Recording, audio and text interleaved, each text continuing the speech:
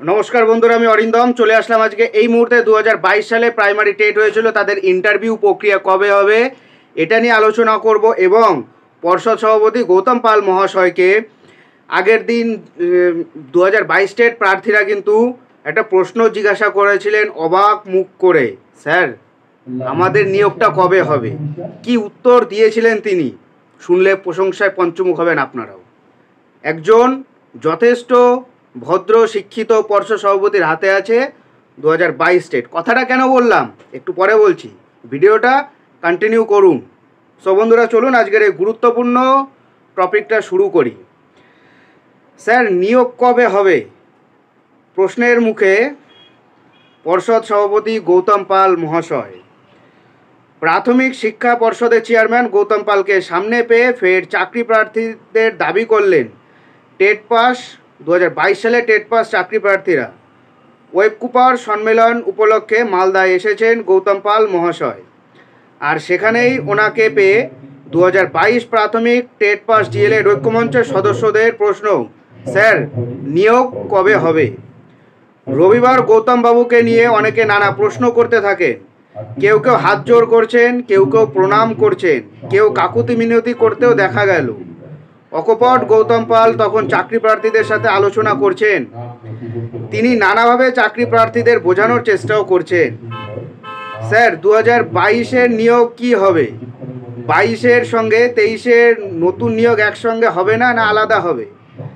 এবছরের মধ্যে কি নিয়োগ হাতে পেয়ে যাব আমরা, এরকম প্রশ্নের মুখে পড়ে নিরলসভাবে উত্তর দিলেন মাননীয় পর্ষদ সভাপতি গৌতম পাল মহাশয়।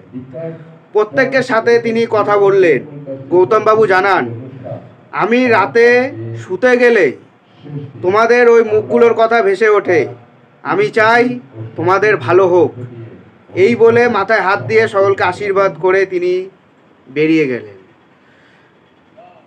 কি বুঝলেন কথাটার মধ্যে থেকে? আমি চাই তোমাদের ভালো হোক, উনি নিয়োগ দিতে চায়, কেন পারছেন না জানেন? নিয়োগ দেবে উনি জাস্ট একজন সরকারি কর্মচারী। সরকার চালাচ্ছে কে? দিদিকে বলো। নিয়োগ দেওয়ার ক্ষমতা ওনার হাতে। যেদিন ওনাকে পারমিশন দিয়ে দেবে নিয়োগের জন্য, সেই দিনই উনি নিতে পারবে। উনি নিয়োগ নেওয়ার জন্য আপ্লুত হয়ে বসে আছে, আমাকে অর্ডার দিয়ে দিলে আমি নিয়োগ নিয়ে নেব। আর ছোট্ট একটা সুপ্রিম কোর্টের কেস আছে, সেই কেসটা এর মধ্যেই মিটে যাবে।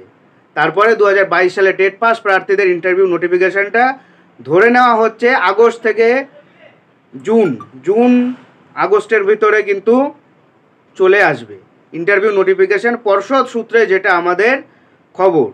এদিকে গৌতম পাল মহাশয়ও কিন্তু